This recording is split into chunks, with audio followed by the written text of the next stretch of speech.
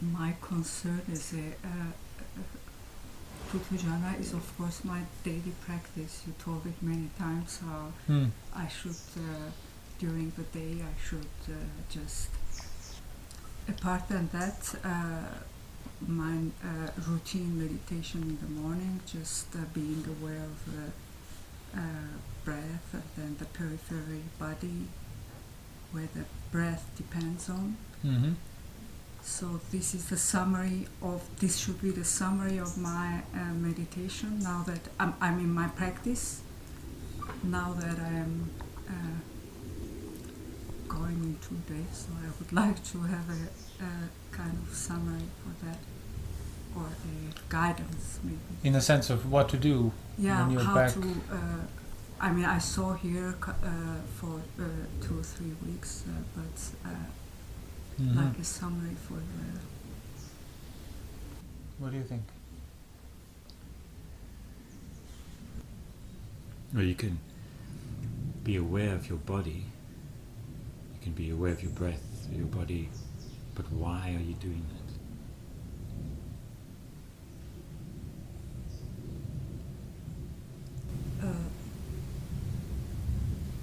My ultimate goal is to get the right view, of course, and just trying not to do things out of desire and aversion and delusion. That would be the... So how are those things done?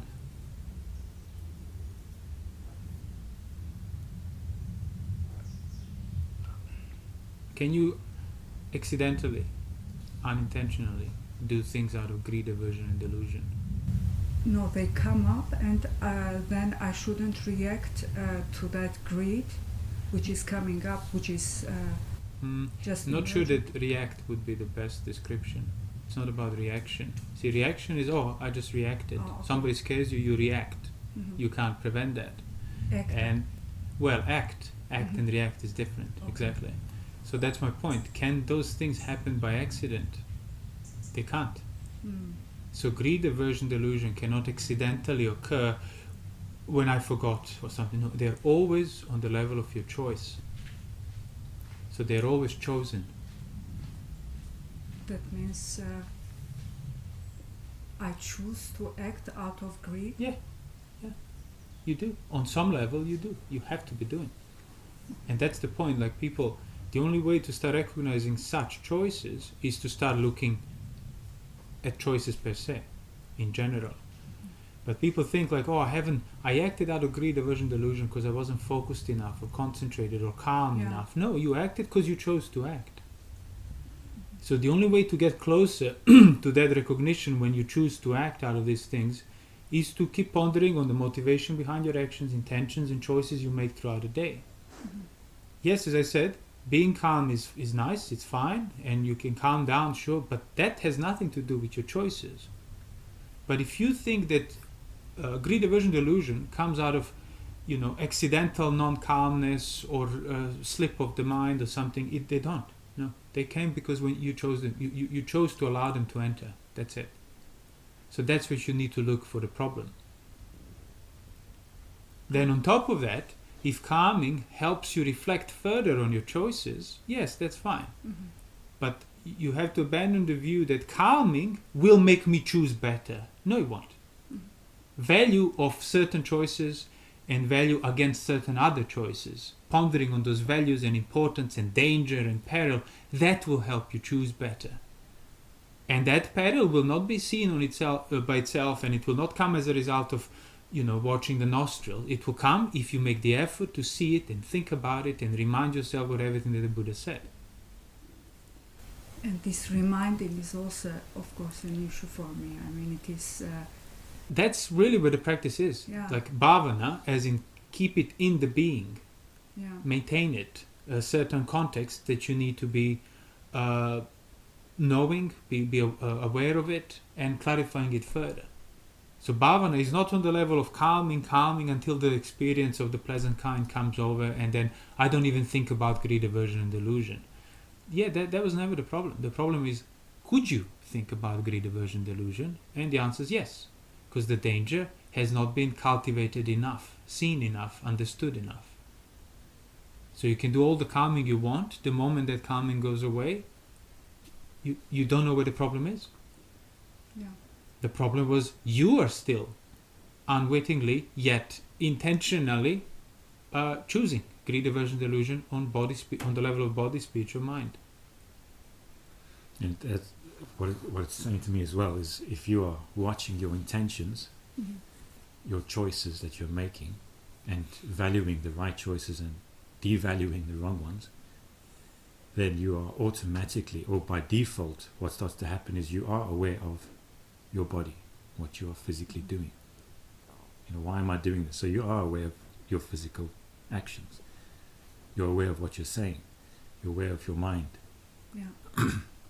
That comes out of it. You don't have to be aware of the body, hoping that you're going to know why you are doing things, because you're watching your knees, you're watching your abdomen rise and fall, and that's going to reveal why you're doing something. You have to ask yourself, why am I doing this? Yeah. And that's really what mindfulness is. If you want a method for mindfulness, it's that question. That results in mindfulness. Yeah. Not sensation watching or belly bhavana or whatever else people do. It's like you do that expecting experience. No. Why am I doing what I'm doing? See, that question already puts you in a state of mindfulness. Yeah. And then if you keep pushing further with such questioning, you will arrive at certain universal truths, such as, whatever I'm doing is in order to avoid pain, prolong pleasure, choices I make, no matter how subtle or coarse, they always have to be rooted in those three principles: greed, aversion, delusion, or non-greed, non-aversion, non-delusion. And that's where the problem is, and that's where the solution is.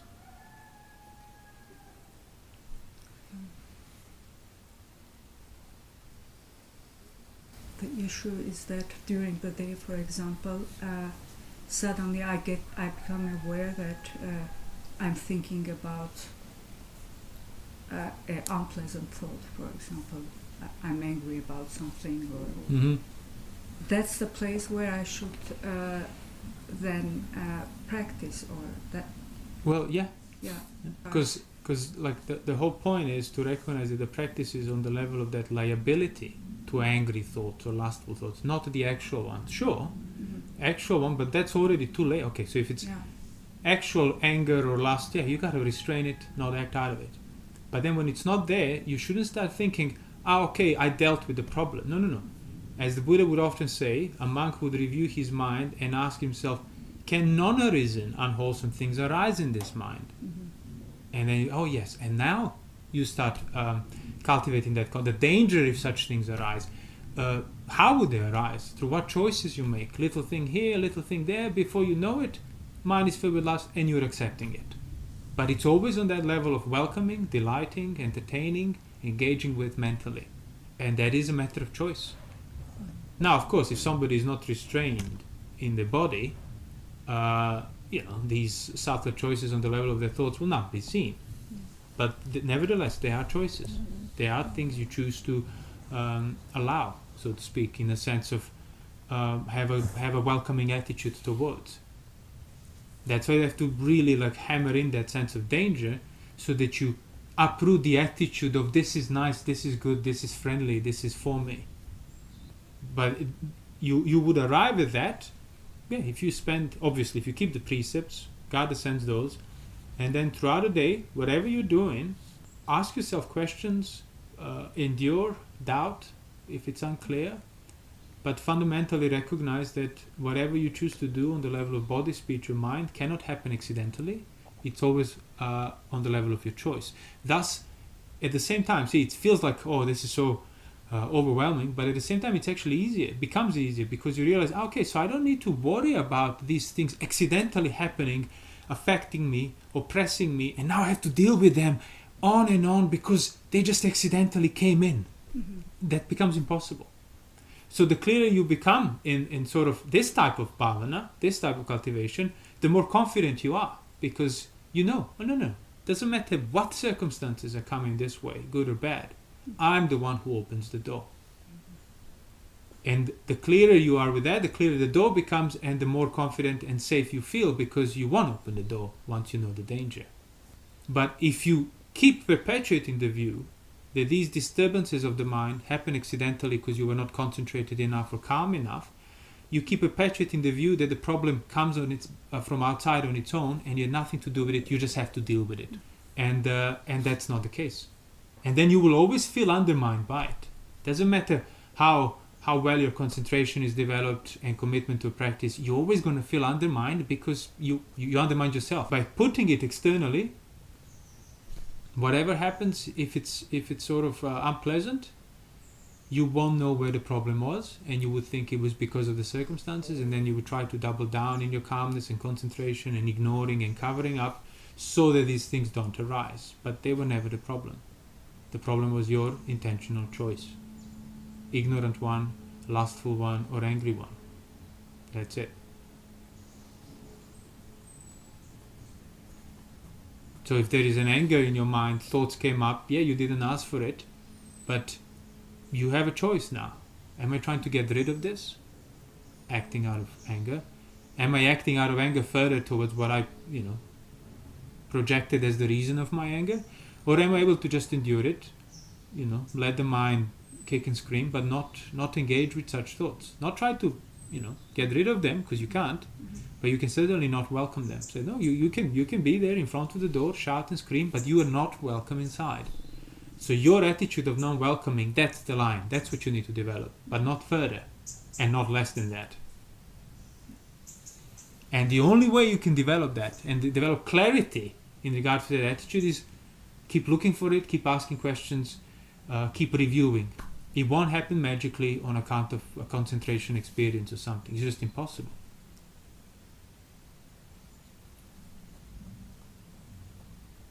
That instruction, that the two factors for the arising of right view, being the instruction from another, the word of another, and Yoniso and manasikara, which is like being able to know your intentions behind your actions. Right?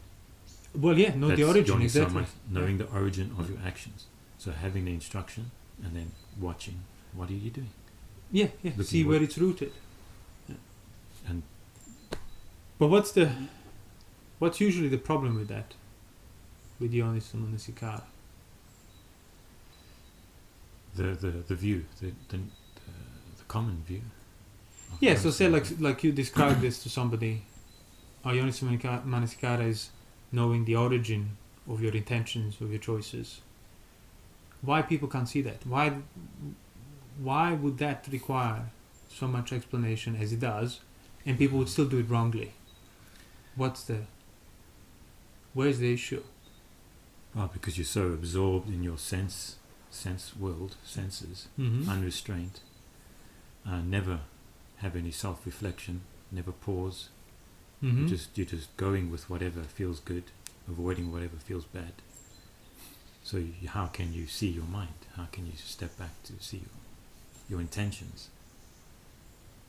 Yeah, but like even the person, if they're not restrained, but you tell them about Yoniso manasikara, the origin of your intentions, they can get their head around.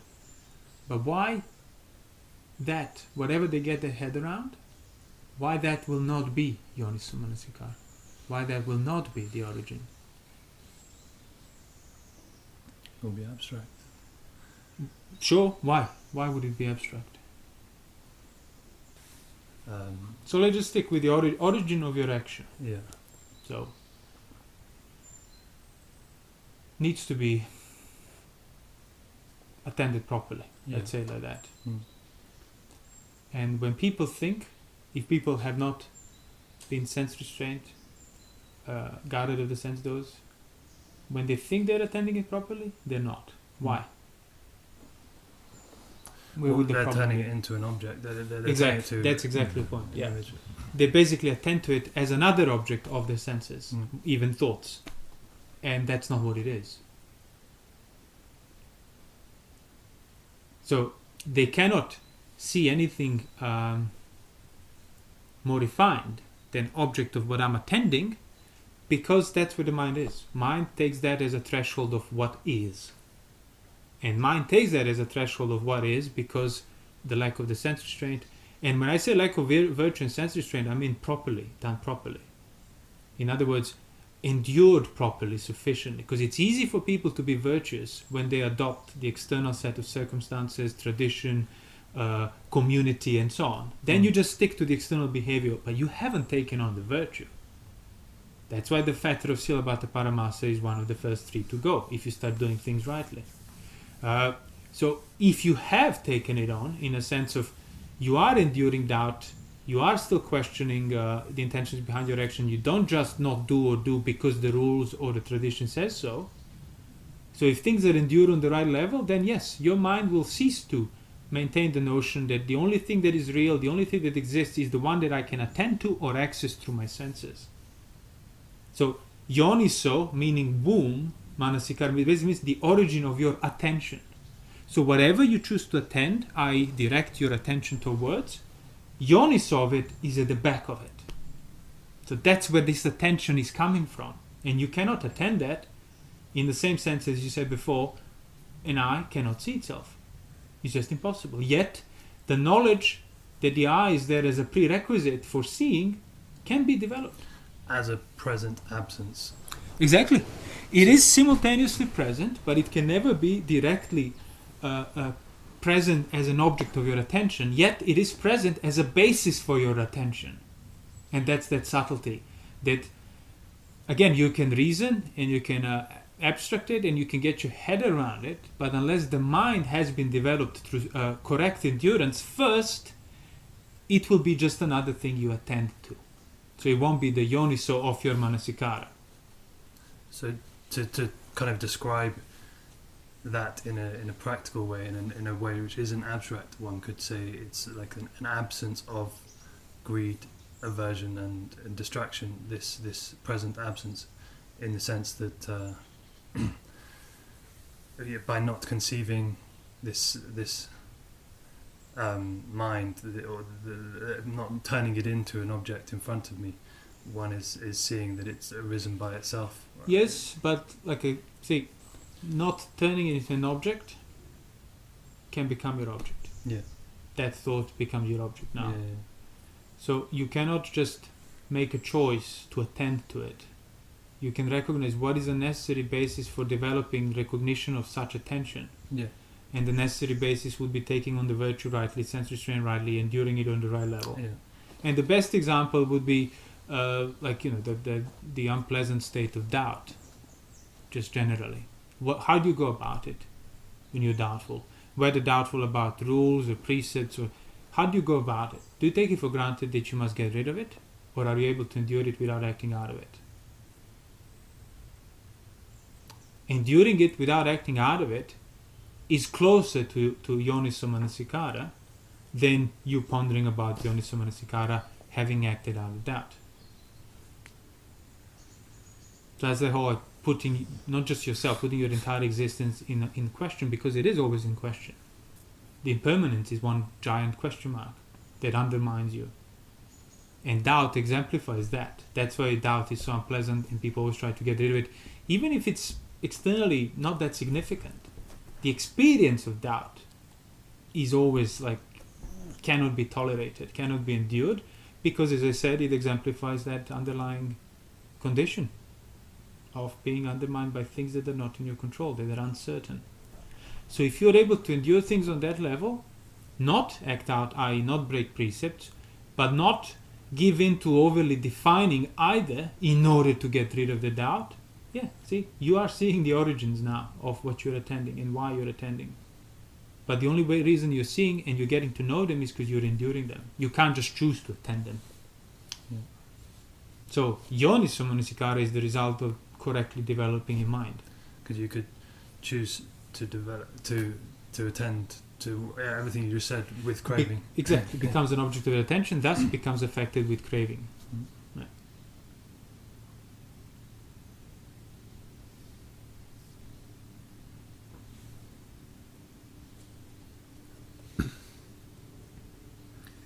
So, yeah, that's an interesting way to put doubt.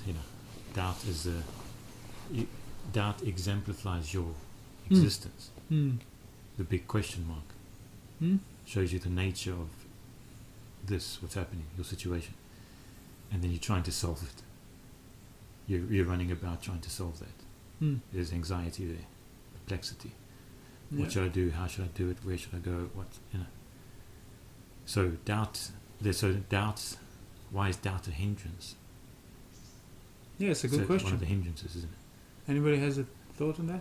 Why is doubt a hindrance?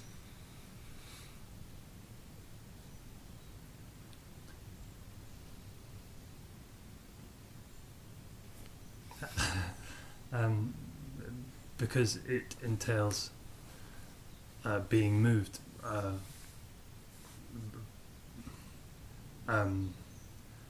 without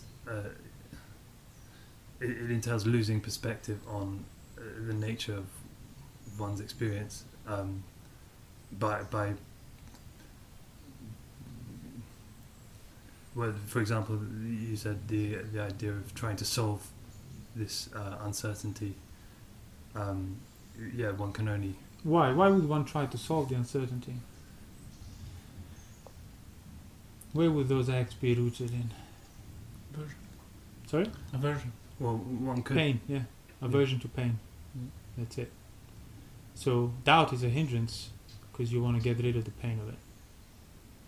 So doubt hinders you because you take for granted your aversion to discomfort. You act out of it. In the same sense, sensuality is a hindrance because you take for granted your delight in comfort, pleasure. That's why you're hindered. It doesn't hinder you by itself. That's the whole point. You're responsible for being hindered.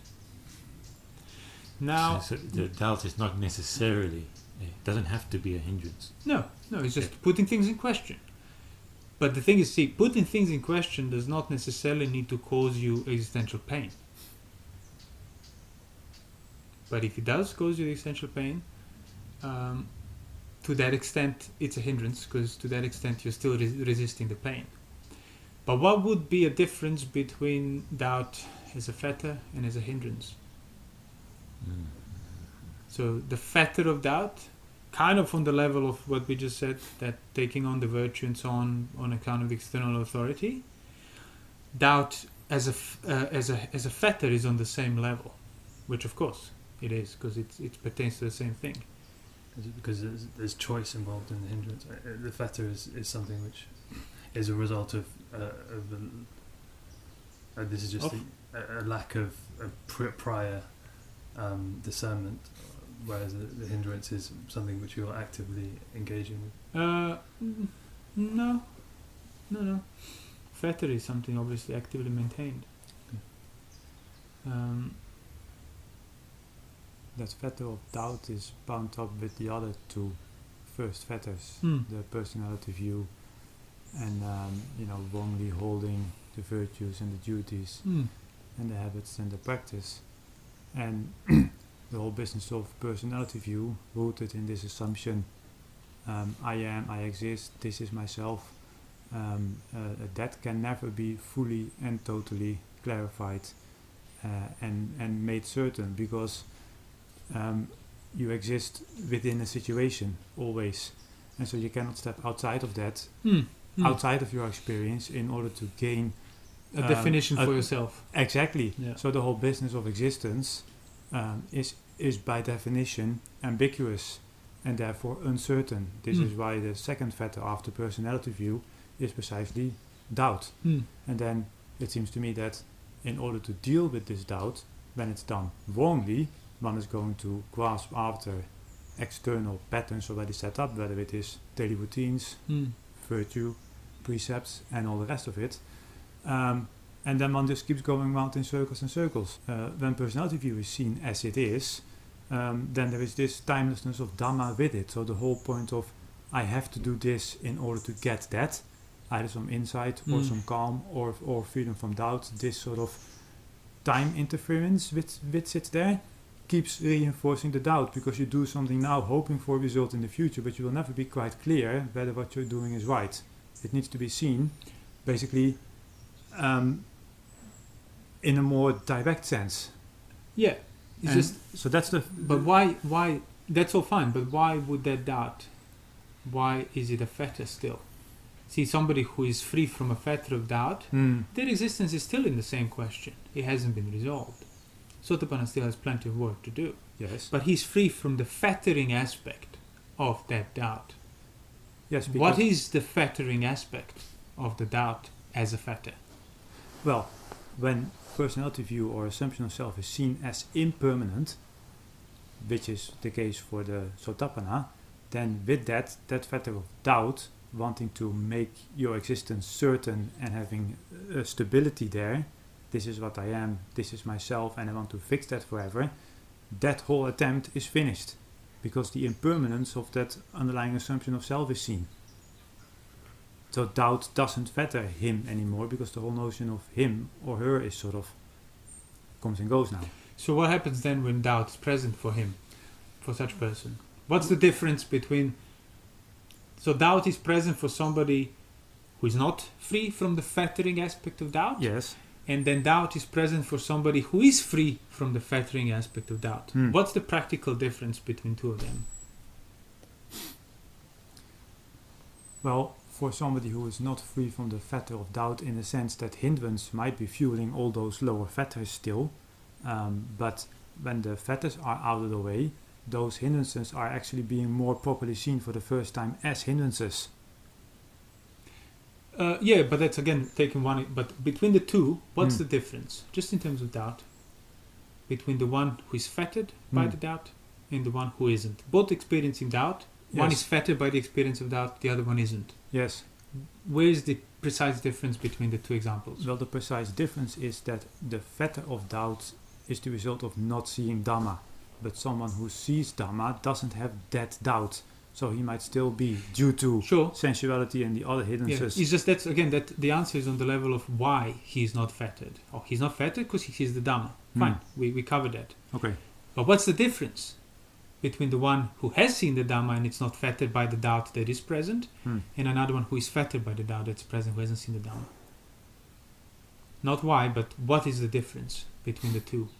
Practically exemplified, which is exactly back onto the question, why that doubt.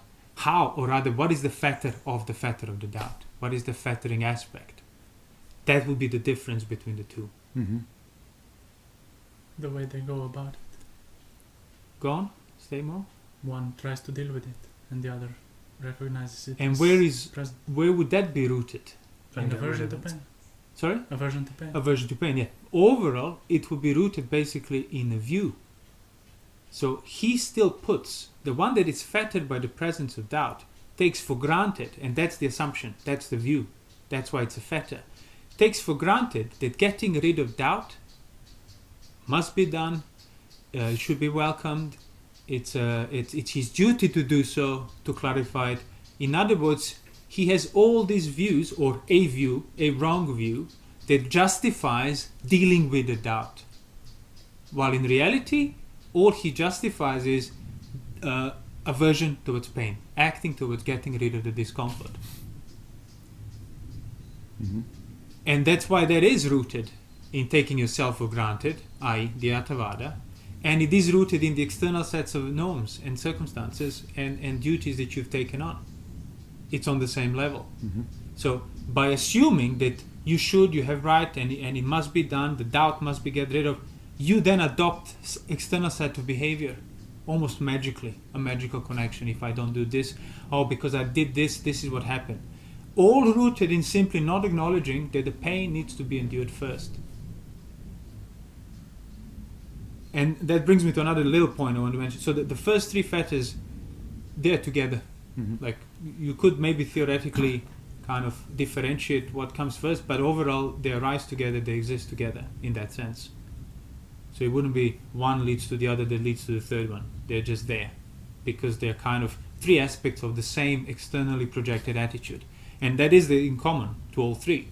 The external assumption of yourself, as in yourself exists independent of this experience as a whole. The external dependence on the sets of norms, behaviors, authorities, not because you chose to do so and then feeling the weight and the uncertainty of your choice.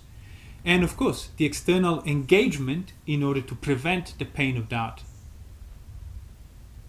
So if you start uprooting this external assumption on any of these three hindrances, the other two will be uprooted as well. Fetters, sorry. The other two will be uprooted as well. So that would be the difference between somebody who's experiencing doubt without being fettered by it and somebody who's fettered by it.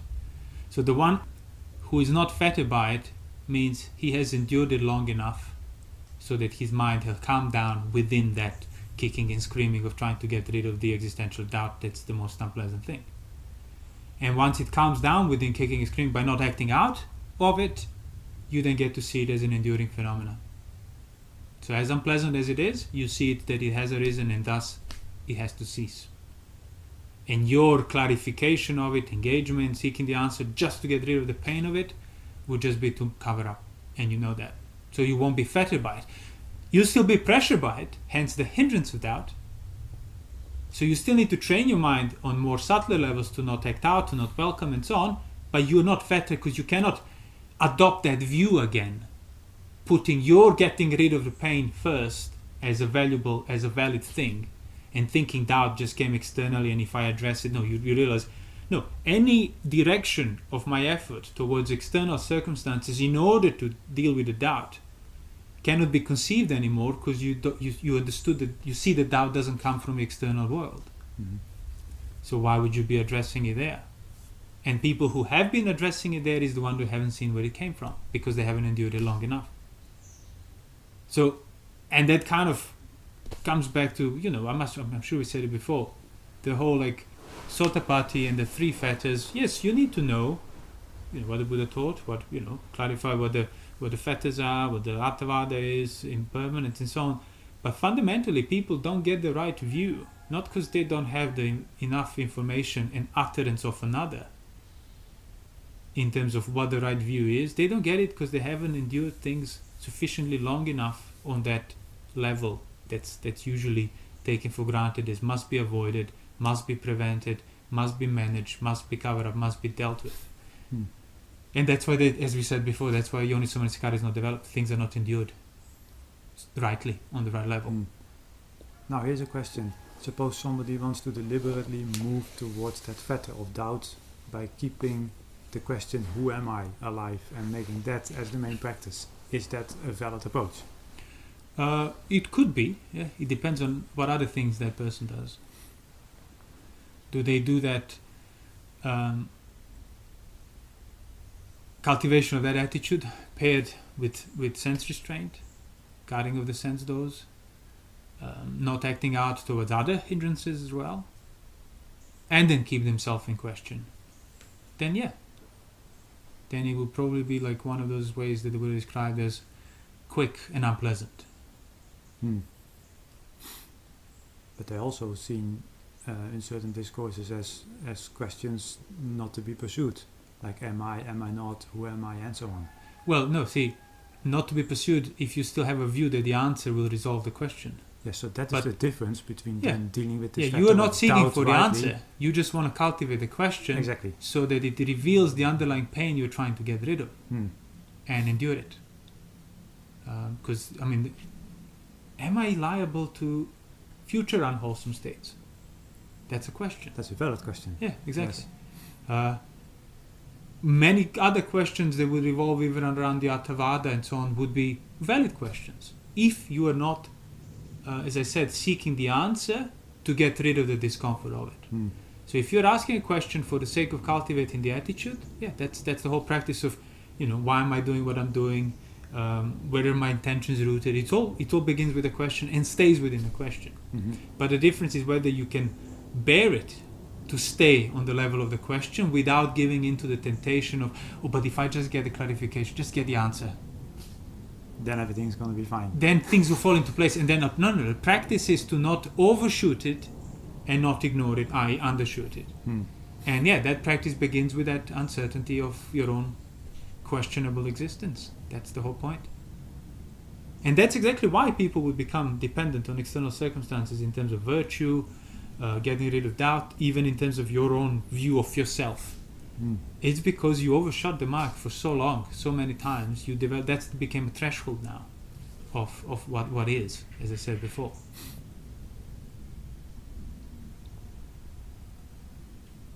So that's like when Yoni said, it's not about finding answer to these existential questions, it's about becoming the existential questions. So enduring them until you get used to it.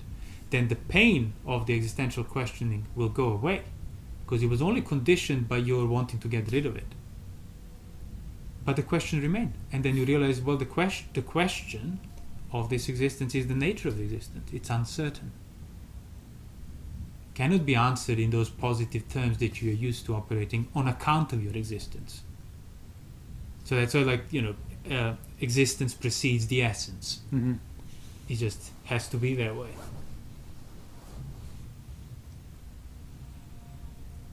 So another slightly related but somewhat different question. We spoke about it before. I thought now we can actually... So what's the difference then? Or rather, no, what comes first? Hindrances or fetters?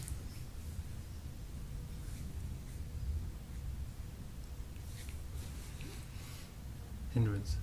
So yeah, hindrances. Because you were saying there's this fundamental wrong view that the fetter of doubt implies, and by uprooting that, or by seeing that wrong view, one still is liable to hindrance, but not to the full extent yeah. of the fetter. Yeah. Yeah, exactly. The hindrances are, on a practical level, more fundamental. It's by not having your mind developed in regard to hindrances, all these fetters exist that fetter you. And the reason why I bring this up is because it is quite commonly assumed other way around, whereby you think these fetters are like these mystical things that will fall off when you have these deep insights of your samadhi or whatever, and hindrances are kind of come and go, and as long as you're not lustful or angry or doubtful, you're free from them. Actually, you're not. Liability, as we covered in other talks, liability to hindrances, so liability to lust arising, means you're still within the domain of lust. You have not surmounted them. Thus, if you surmount one of them properly, you surmounted all five, and that's the first jhana.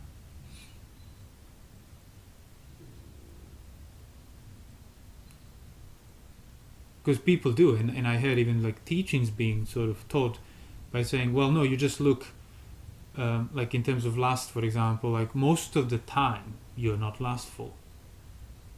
Thus, your practice is going well. It's like, no, that's not the measure. I mean, a person in coma is most of the time not lustful because he's unconscious. Does that mean he's going towards enlightenment? No. So you can be most of the time not lustful or angry, but could lust arise?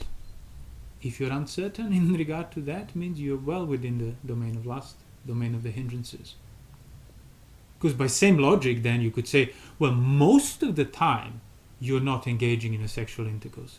And when you do, even such engagement doesn't last as long as most of the time when you're not engaging. Thus, most of the time you're celibate. But that's not how celibacy works. Most of the time you don't kill anybody. And if you were to kill somebody, it would last for a second only. So most of the time you're keeping the precepts of not killing. No, it doesn't matter. Could I kill somebody? Could I engage in sensuality? Yes. That's it. Your mind is then within the hindrances. So most of the time you shouldn't be doing it, and while you're not doing it, you should then start looking at the liability of doing it. Or could I do it? Yes, that is a problem. There is no safety there. But if we measure whether there is a problem or not by the duration of how long you do it, well, you can get away with everything then, because most of those things wouldn't last as long as not doing those things. Say you have never heard about a Buddhist teaching, but for whatever reason or through whatever teaching, you are actually practicing towards freedom from the liability to five hindrances. Not just whether they're actually present or not, you are surmounting them as a whole. In other words, you're developing the jhana. Yes. Then, in your case, without any instruction of the Buddha's teaching, even the first three fetters, let's say like that, won't be as fettering. Because the mind is not fueling them anymore through wrong attitude and acting out of hindrances. And that's exactly how in the suttas some monks or people, or like even followers of other practices, met the Buddha, heard one sentence, and became like boom, Sotapannas, Anagamis instantaneously. Yes. It's because the mind has been developed beforehand thoroughly. They just needed somebody to put the pieces together, pieces that they have cultivated and developed and formed. Yeah, the Buddha, after his awakening, considered who would be the Exactly. first ones to understand Exactly. this Dhamma which I have discovered. And it was his two teachers who actually taught him, Neither perception nor perception. and the base of nothingness. Exactly. Yeah, the other way around. Yes. So imagine if the first, just measly first jhana surmounts all the hindrances, and outside it develops the mind to that extent. Uh-huh. Imagine how much more the mind of somebody who has developed neither perception nor perception outside of the Buddha's teaching. I mean, as the Buddha himself said, oh, it's such a great loss for them that they died before they heard my teaching, because they virtually had no dust in their eyes. They were so close. Yeah, they would have seen it very quickly. They yes. would have probably not even finished the sentence. They would have known exactly what he's talking about. Hmm. Because the work has been done.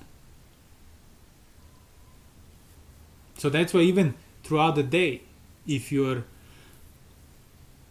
surmounting the hindrances, by not acting out, by enduring, by recognizing the present liability of hindrances. So see, they're not directly present. So you could say, oh, lust is absent, anger is absent, but it is present as a possibility. And you need to start to see that Mhm. and endure that. You are actually practicing towards jhana, even if you don't sit cross-legged and watch your nostrils. Mhm. Well, especially if you don't sit cross-legged and watch your nostrils. Yes, but to see the possibility of something means that one needs to become sensitive to the, let's say, negative aspect of experience. Something isn't happening, but could be happening. Exactly. And how does one become sensitive to that? Do you become sensitive to that by practicing sensitivity of bodily sensations and concentration? Could you, let's say that, could you become sensitive to that by doing meditation techniques and focusing practices?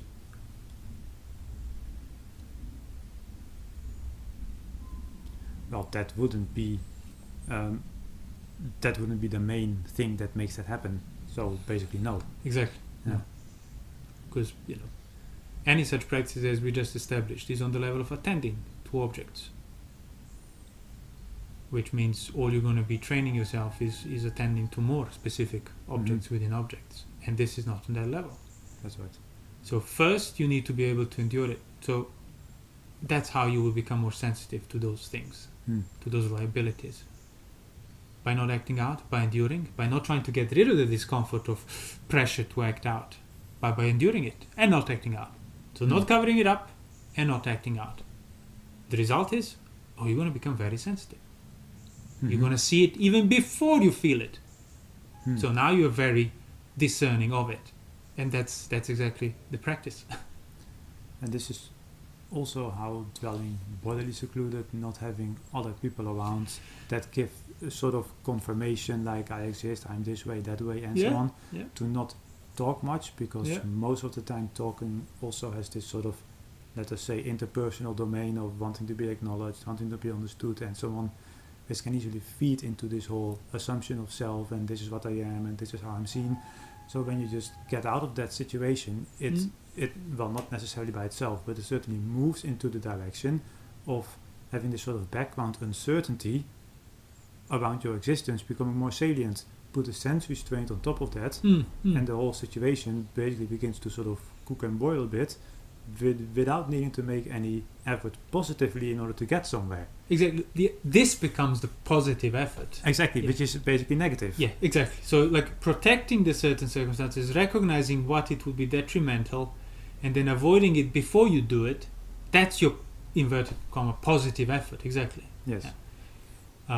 But from the point of view of what usually assumed to be the positive effort of practice, this is a negative effort of practice. Yeah, and this is stuff you don't do so that your practice arises as a result of it. Yeah, and then the inverted situation of that would be to sit with a group of people focusing on the tip of your nose. Yeah, exactly. It's a very much specific thing you do. Yeah. And just generally the even if you're not engaging with company, if you're like, if you're free from atavada and so on, so there is no perpetuation of such assumptions and validations and so on, still engaging with others, talking, company is distracting on its own. Yes. It takes away the mind from itself, even in neutral terms, even if it's a neutral type of engagement. So that's why solitude is necessary. Physical solitude is necessary. One would think being among people could be a good exercise to be able to control, not control, but to be able to deal with these things. I mean, Well, that's the whole point. You're not supposed to You're deal with not. them. You're supposed to uproot them. It's not about learning how to deal. If you want to learn how to deal, being with people, getting a psychotherapy degree, all of that, it's probably going to be helpful. Your management. But Dhamma is not a management, it's uprooting. So that's the question you should ask yourself. Do I want to deal with these things, or do I just want to uproot them once and for all? And then more drastic measures need to be taken, such as not relying on people and not relying on learning the skill of management, because that requires to be affected first. but one could say, okay, I'm secluded, I don't talk to anybody, and now I see it appears that I have I'm not acting out. I mean, if you are with other people, you can they can do something. You could Right. Well, see, that's the problem. There is that you can't see whether you're liable to greed, aversion, delusion without external help and circumstances prodding you and pushing you, which means you have not developed what needs to be developed. So yes, circumstances can remind you of these things, but if you need circumstances to remind you, means you are not seeing the liability that doesn't need circumstances. That's the whole point. You are liable to be affected by things when you are not being affected by them directly. But if the only way for you to recognize that you're liable is to be affected in the first place, means more work and sense restraint will be required, because again, that's the level you need to really transcend and get beyond. So you want to be secluded, and it should be enough for you to just ask yourself, can the lust arise? And if you're unclear, that's enough for you to know that, yes, I am liable. And then you train in regard to that question and in regard to that liability. Not, I don't know, thus let me go and seek the external lust to confirm that I could. The fact is that you don't know means, yes, that's the answer. You can be affected because you don't know whether you can or cannot be affected. And for that person, being prompted by others, yes, sure, Buddha can come and out of compassion tell you something more and then kind of make you think better and so on. But the way, at least the way I understood what you said initially, was being with others is good because it will remind you of greed, aversion, delusion and the work you need to do. No, it will remind you of acute greed, aversion, delusion. And the only reason that's possible is because you're already not seeing the liability of those things. And for that, seclusion is necessary. Yeah, that's quite a common view though. People saying like, okay, I'm living together with someone. Yeah, of course. We are occasionally pushing one another's buttons. All of this is unpleasant. No. I have to deal with it. And that's the practice. Yeah, exactly. Yeah. But even then, having your buttons pressed, if you are half reasonable, you might develop some patience or endurance, but it is all within the domain of sensuality still. Well, again, and even if you don't have anybody pressing your buttons, if you're honest with yourself, you could recognize that my buttons could be pressed, and that's enough for somebody who has developed the mind sufficiently to begin practicing. Yeah, but that's almost... They could be pressed, means that's it. That is a form of pressed. Yes. I don't need others external. Again, we come back to that requiring that certain assumed threshold of what is. Mm-hmm. So an actual lust aversion delusion is what lust aversion delusion is.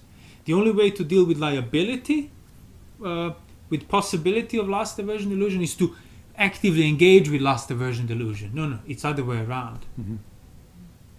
You need to stop engaging so to see liability correctly. And then you will have no need to engage. Exactly. And there is a difference there that we can now obviously differentiate Like, are you paired with another person in a sense of a teacher who is not pushing your buttons in terms of lust, aversion, delusion, but giving you instruction necessary for practice? Or are you just paired with random strangers that you're just clashing with emotionally and so on due to circumstances, history, or whatever else? Those are two very different. You can say, well, see, both are company, but they're very different types of company. And that's exactly what was it, the rhinoceros says, the sutta. Don't seek company just with anyone, only with equal or better than yourself. And even then, it's for the purpose of learning. If it's not for that purpose, that company should not be cultivated. Now you might be stuck in certain companies, which you have to endure. But if you now start justifying that for your practice, that's a cover-up. That's a cover-up. Yeah, same or better in terms of virtue, composure, and understanding. And the views, yes, exactly. Yes. Same or better, equal or higher. Yeah. Now, obviously, as I said, where are you going to find that today? Like, how many people would seek that?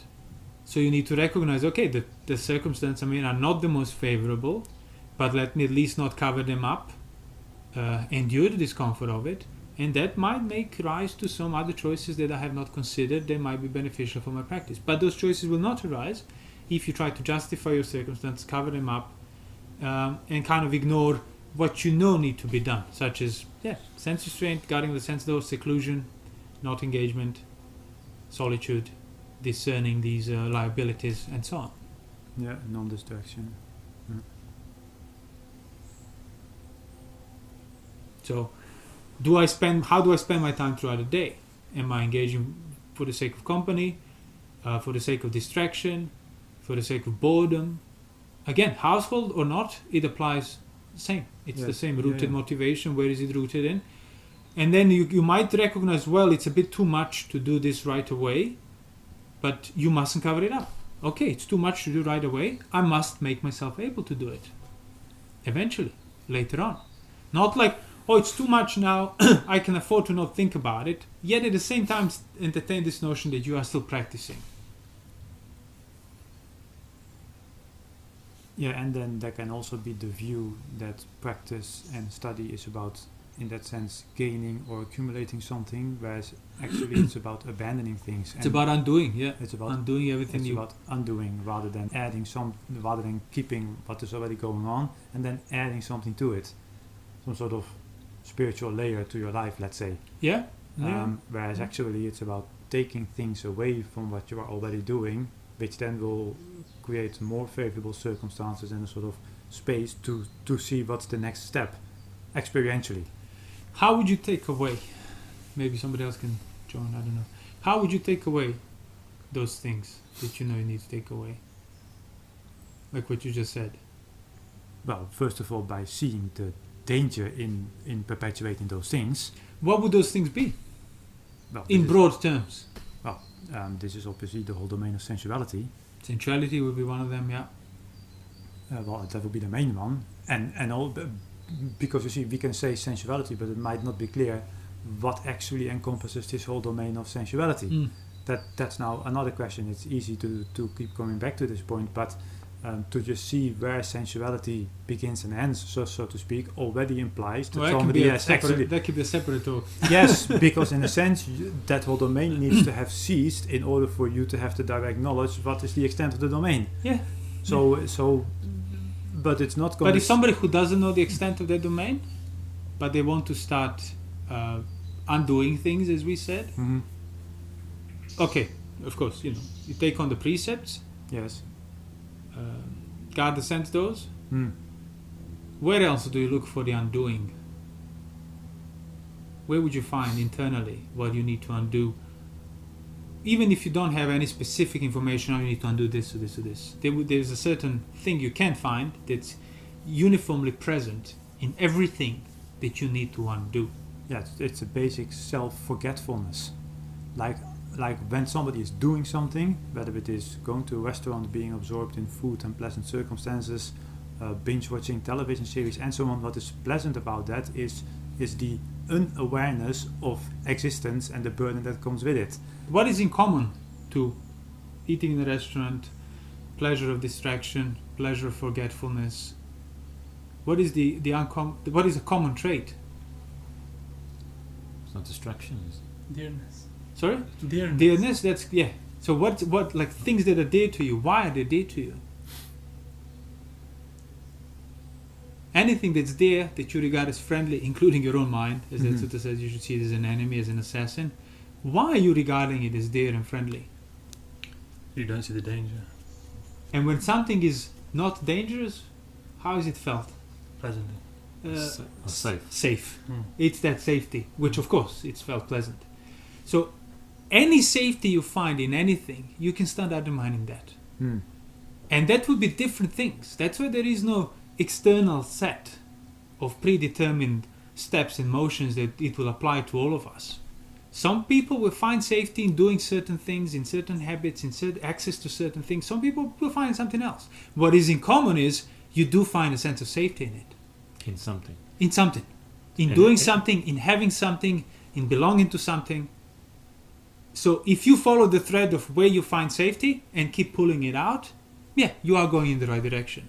Because then there will be nothing that you find safe in this world, and that's the true disenchantment and dispassion that will result in arahantship.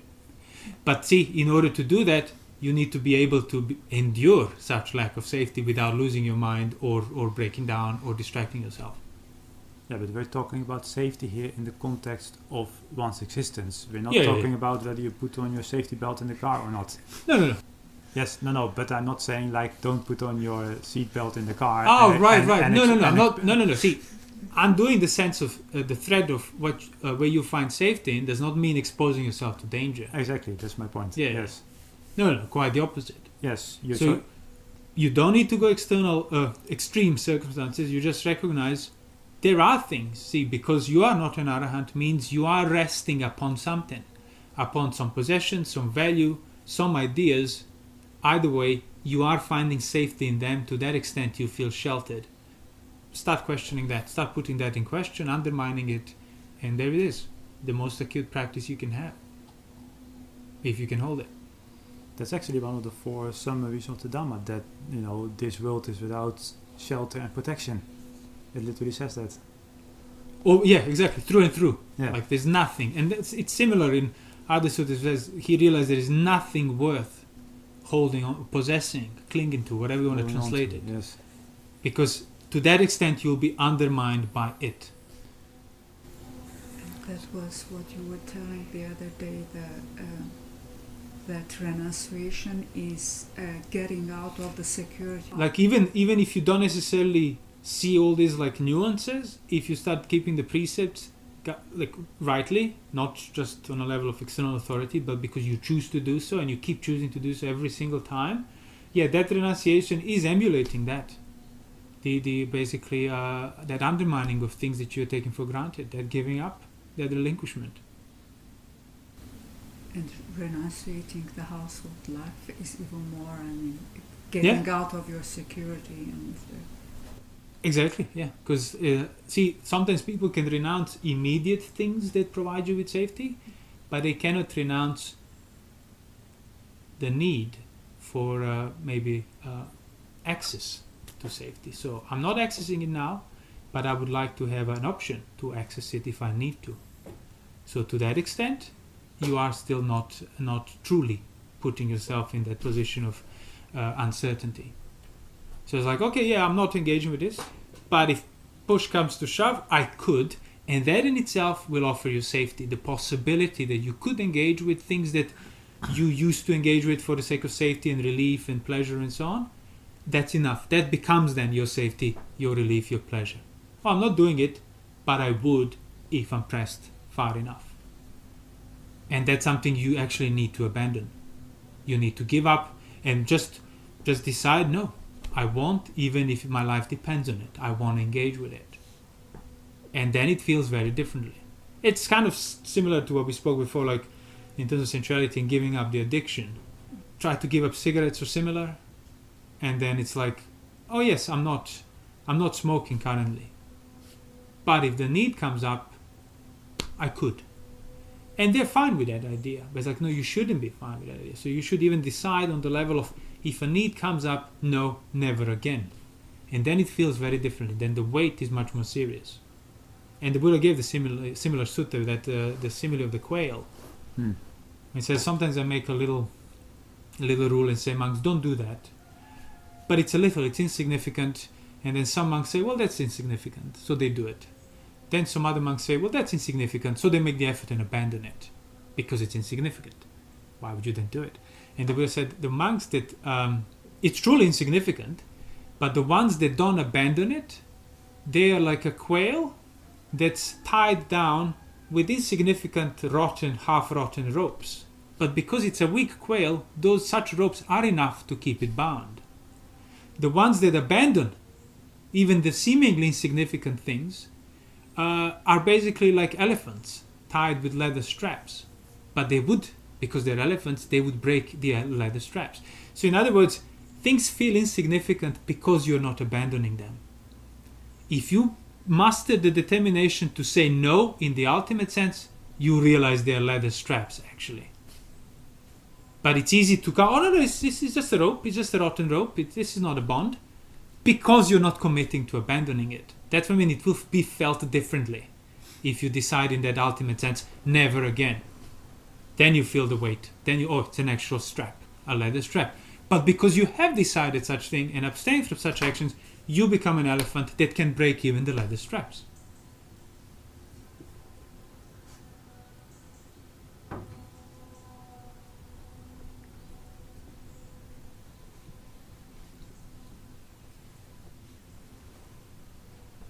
Yeah, so by abandoning that possibility of coming back to it in the future, all the weight is, let us say, concentrated in the present, which is where the burden is fully felt. Yeah, whereas the burden of the entire extent. Exactly. All the future possibility, it doesn't matter now, it's the same determination covering it all, never again. Yes, but when that possibility is there, like I might come back to it in the future, that's a relief. Yeah, precisely. So the burden in the present is not felt because there's this sort of time interval, like in the future somewhere, this could still exist for me, and consequently the problem is not seen now. So you say you give up sensuality. I'll never use sensuality as a distraction or escape from the pain I feel, the agitation I feel. So I won't ever go in that direction again, ever. And then you feel, now what do I? Yeah. Now, I don't know what safety? to do. I don't know what to do now, but I know what I will not do. So you feel. So then you have to unsafe. endure it, exactly, endure that lack of safety, but not compromise the direction you know you shouldn't go. And once you endure it long enough, you get to see where to go and what to do, and if there is anything you need to do. Yes, so this is this negative approach again. It's not about finding something positively to move towards. Yeah. It's about abandoning that future possibility and not sustaining that. Yeah. That future Yeah, possibility. so you get to see the Dhamma if you basically remove all of your attitudes, views, preconceived notions that are covering it up. Even the Buddha himself. That's the only way you can do it. He said, it's like finding the ancient path that was covered and I uncovered it. But you don't get to see the Dhamma by doing practices on top of everything else, all the views and notions and preconceived ideas. No, that's just piling up of wrong views. If those things are not seen as a result of undoing all of your views, notions, habits and so on, it's going to be on the level of wrong practice. Because any view that one holds is rooted in this sense of safety, basically. Yes, yeah. And then the right view begins by recognizing that the right practice is about undoing all of your safety stances internally. So that's still technically a view, but it's a view that actually undermines need for views. And that's when Arahant, eventually, when he becomes an Arahant, is gone beyond the views. So even the right view is gone in him, so to speak. Ceased. No need for it anymore. Because the views have been extinguished. And that's where the views are. Standpoints of safety. Yeah, we touched on it last time. That's right. Yes. When? We did. Well, we wanted to speak about it again, the safety, the pleasure that comes from views, why you hold on to your views. Right. You abandon sensuality, sensual pleasures, Yeah. and then you start holding on to views. The safety of the views, yeah. Yeah, very much so. Yeah. The conviction, the certainty. Yeah. protects Because you that's from your pain. safety, yeah. Protects you from your That's why pain. people double down in these views once they. And the suttas say that once samanas and brahmanas live withdrawn from sensuality, then they start adhering, i.e., doubling down even harder to the views. And again, views not on the level of these metaphysical ideas of cosmos, no, views on the level of you shouldn't be sitting like that, and he shouldn't be speaking like that, or how can he do this, how can they do that. Those are the views. All of those are the views, and that's exactly what samanas and brahmins fall out over. You know, they live keeping the same rules, same environment, and then they absolutely kind of, the minds lose perspective on account of just these standpoints. Because I find it comforting, and I find sense of safety if things are done this way. That's my view. And if I take that view for granted, now I will require other people to do things that way because I am being compromised by others not following these external set of circumstances that I established upon my safety upon. Now, would you say that that is Fetter of Silabbata Exactly, that's exactly what Silabbata Paramasa is. Yeah? That's why, like, it's not enough for you to just be virtuous to uproot the fetter of Silabbata Paramasa. Exactly. The view of management, as we said before. That's why it fetters you. Yeah, but where is the actual safe place? Well, Like my What do you What mean? is- Like what is an extreme? arahant, safe place Yeah, for an arahant. yeah. Well, it's exactly that. Abandoning any need for safety. exactly. Having nothing Yeah. to protect. Relinquishing anything that will require protection means then you're safe because nothing can be threatened.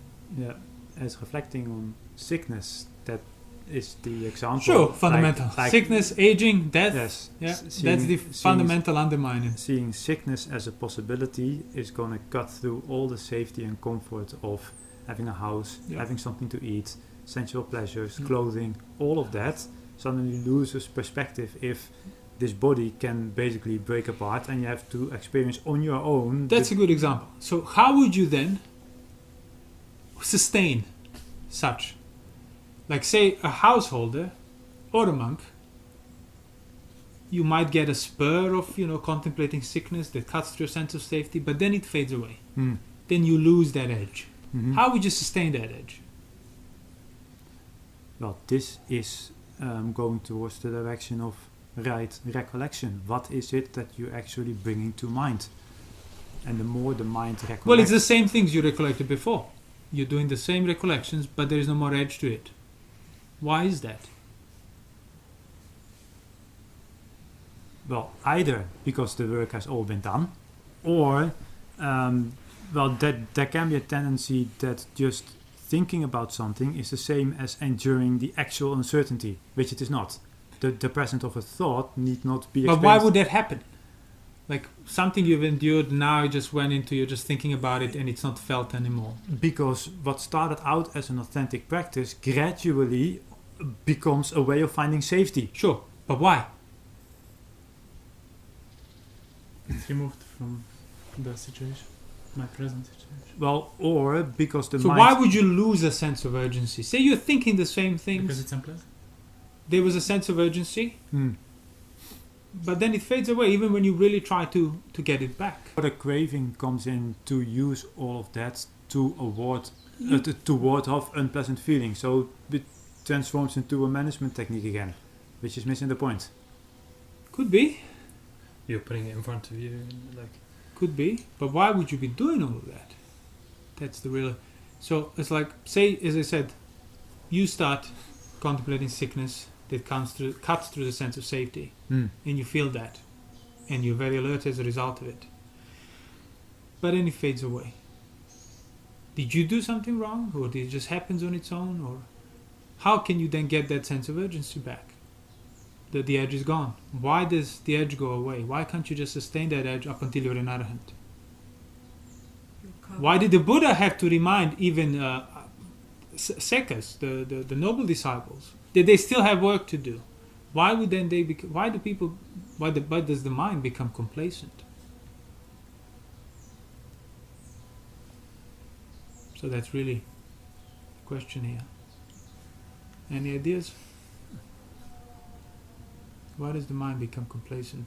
Even you're clear, so it's not on the level of, oh, I think I know what sickness is. No, you actually know what sickness is. It cuts through possessions and safety, but then you still become complacent.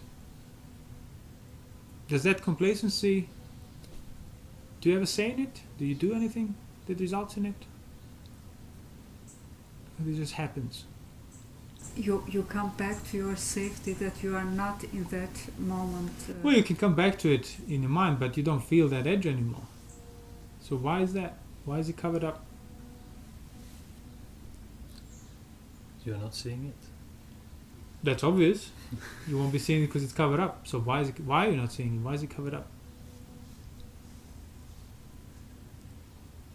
We actually answered it before that. Not hindrances. Well, no, when we said about... Well, yes, sure. But no, when we said about the whole practice is about uncovering things. Uh-huh. So if things get covered up, such as this edge gets covered up, means your circumstances, your choices that you make need to be upgraded, need to change. So you cannot directly access that edge anymore because it was covered up. By what? Well, by lack of seclusion, by company, by distraction, by still choosing greed, aversion, delusion on some level of action. So you start, I mean, if you start thinking like this, you can get, then if the edge disappears, you use that as a symptom. So you don't just try to, let me just contemplate and revoke that novelty of that edge of sickness. No. I can't do that, it will be covered up. Why? So am I liable to covering up the sense of urgency? That can be another line of reasoning you can use. Similar to other lines of reasoning in the suttas that the Buddha encouraged. So and that's my point. So it doesn't get covered up on its own. It will disappear, the edge, either because you're an arahant, exactly as you said, or because your choices and actions and circumstances that you've been tolerating on certain levels are resulting in accumulation that covers it up. So even that contemplation of sickness needs to be seen in a wider context, and if this edge goes off, then rather than there are only two reasons, either arahantship or a cover-up. Yeah. Sure, he won't be on the level of a putujanas cover-up when he just ignores and so on. No. But if the edge is gone, if that uncertainty, back onto the very start of this long talk, when you are existing as a question, the pain of that can disappear if you practice rightly, but the question remains because the anicca remains. And it's that anicca that then prevents you to commit, to find safety in things that are uncertain, find ownership in things that are uncertain. So the discomfort of that question, the sense of urgency of that question will disappear if you're either an arahant or if you cover it up. And that's exactly why the Buddha needed to encourage even sekas who would become complacent. So you can keep asking, what haven't I abandoned? Well, exactly. Well, No, just ask yourself, do I feel the sense of urgency? No. Oh, is it because I'm an arahant? Well, if the answer to that is no, then it's because I'm covering it up. And you should start feeling urgency in regard to that. Uh-huh. And how do I cover it up? Is it just an accidental cover up? No. How am I spending my day? What are the choices I'm making throughout the day? What are my states of mind? That's how I'm covering it up. So it's always intentional choices. These mistakes, obstructions cannot happen accidentally. That's my whole point. And practically speaking, it's going to come down to, okay, so am I secluded enough? Is most of my daily time spent in company, in work, in talking, in thinking things that are secondary? Or do I actually try and protect that so that indirectly I protect the context of the sense of urgency being covered up? Those are all the obstacles for the seka. Delighting in work. Exactly. Delighting in work, Sleeping a lot. talking, sleeping. Yeah, talking. Yeah. But even for a non-seka who wants to, as I said, start to endure things rightly, you need that sense of urgency.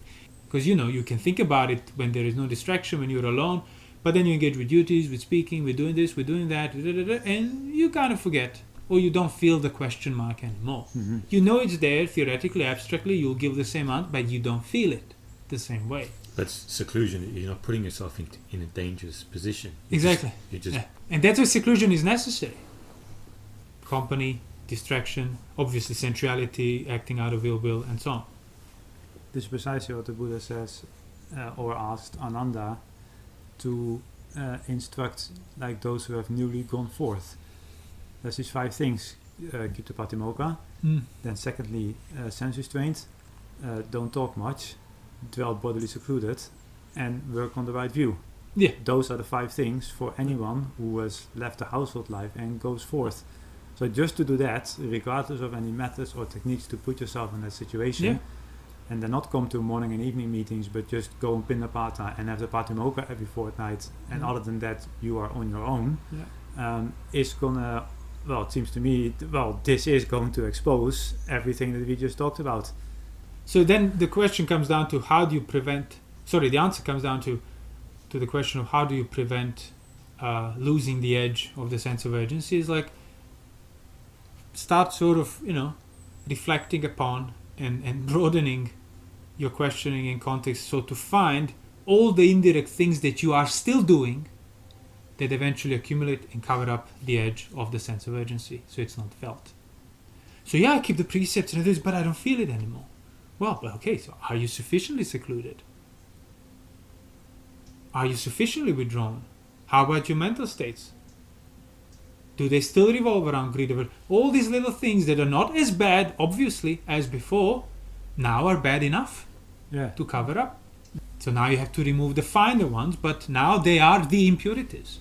Now they're the only impurities, thus they are the ones that are covering it up now. Yeah, and that can only be done once the coarse stuff is sort of exactly out of the way. Restrained by body, by speech, by patimokkha, by precepts, sense restraint, guarding of the sense doors, sure, but that was just the beginning. So if the sense of urgency, if the edge, if the question mark is not felt anymore, means now there is a time for a next layer of removal of the cover-up. Yes.